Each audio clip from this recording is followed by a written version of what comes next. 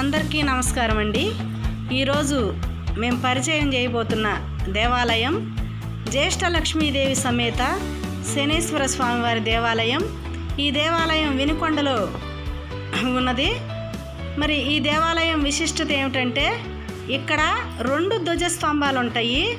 ఒకటి చెట్టు మానుతో తయారు చేసింది, ఒకటి రాతి స్తంభం ఉంటుంది. మరి ఇక్కడ అమ్మవారి సమేతంగా మరి శనీశ్వర స్వామి దేవాలయం అయితే కట్టారు. ఇక్కడ శనివారం రోజు, శని త్రయోదశి రోజు, మరి ఆ శని జయంతి రోజు విశిష్టమైన పూజలు జరుగుతాయి.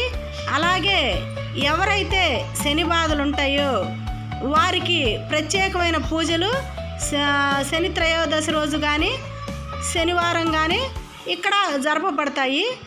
ప్రతి శనివారం కూడా అన్నదాన కార్యక్రమం ఉంటుంది. మరి అదే కాకుండా ఇంకొక విశిష్టత ఉన్నది ఇక్కడ.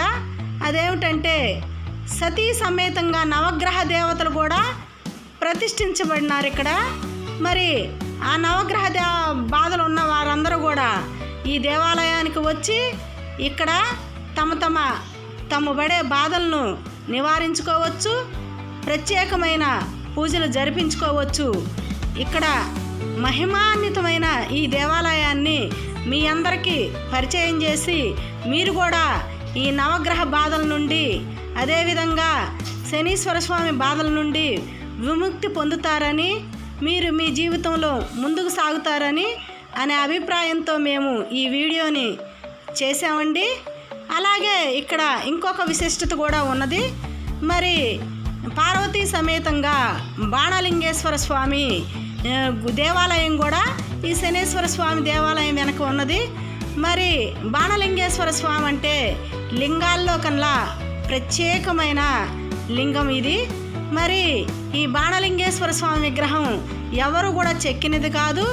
మరి నర్మదా నదిలో విశిష్టంగా ఇవి ఉత్పత్తి అయి వస్తాయి స్వయంగా. మరి అలాంటి బాణలింగేశ్వర స్వామికి అభిషేకాలు చేసిన, పూజలు జరిపించుకున్న మీరు పడే బాధలు, మీరు పడే కష్టాల నుంచి విముక్తి పొందుతారని మరి ప్రతీక ఉన్నది. కాబట్టి మేము ఈ బాణలింగేశ్వర స్వామిని కూడా మీకు ఈ దేవాలయాన్ని కూడా పరిచయం చేయడం జరుగుతున్నది.